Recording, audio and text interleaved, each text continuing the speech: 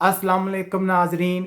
मैं हूं आपका मेज़बान परवेज़ इकबाल। जैसा कि आप जानते हैं, मैं आप सब के लिए लेके आता हूं कुछ नया। मैं आपको मसलसल आगाह रखता हूं यूरोप भर की खबरों से।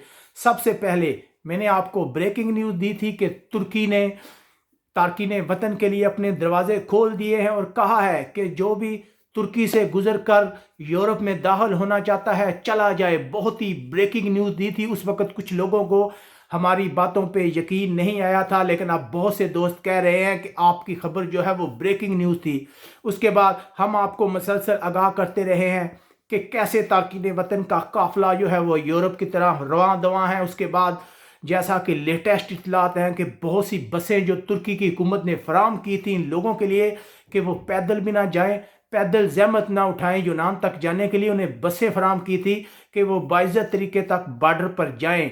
जिसके बाद बहुत ज़्यादा लोग बॉर्डर पर पहुंच गए थे। जिसके बाद लोग अक्सर सवाल कर रहे थे कि क्या अब यूनान भी दरवाजे खोलेगा, जो यूरोप पूरा, क्या वो तारकीन वतन को दाखिल होने की इजाज़त देगा।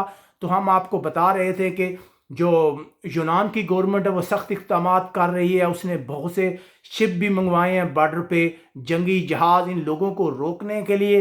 लेकिन वही हुआ जिसका डर था, वो इन लोगों को रोकने में नाकाम रही। 18,000 के करीब अफराद जो हैं वो यूनान में दाखिल हो गए हैं। ये हम नहीं कह रहे, ये तुर्की के सदर है जिन्होंने कन्फर्म किया है कि अब तक 18,000 अफराद जो हैं वो दाखिल हो गए हैं यूनान में। उन्होंने कहा है कि मज़ीद 1-2 दिनों में मज़ीद जो है 30,000 लोग मज़ीद जो हैं वो यूनान में दाखिल होने में कामयाब होंगे। यानी कि हम ये कह सकते हैं कि यूनान ने अपने दरवाजे खोल दिए हैं। दूसरे लफ्ज़ों में कोई भी मुल्क ये नहीं कहेगा कि वो अपने माजरीन के लिए दरवाजे खोले। यकीनन यूनान जो है उसने भी बहुत ज़्यादा प्रोटेस्ट किया है, बॉर्डरों की हिफाजत की है।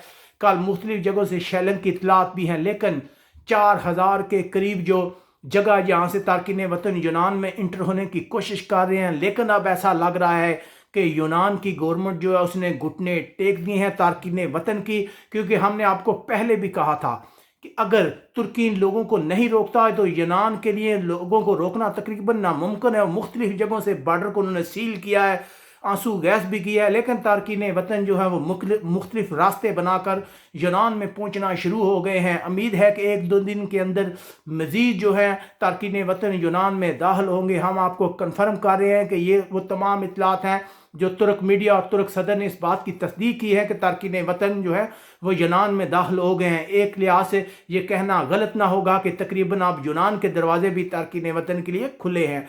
उम्मीद है आपको हमारी ये वीडियो पसंद आएगी। अगर मज़ीद ब्रेकिंग न्यूज़ देखना चाहते हैं, मज़ीद डेवलपमेंट यूरोप भर से, तो हमारे वीडियो को लाइक लाजमी करें। इसके अलावा हमारे चैनल को सब्सक्राइब करना मत भूलिएगा। अपने मेज़बान परवेज़ इकबाल को इजाज़त दीजिएगा। अल्लाह हाफिज़।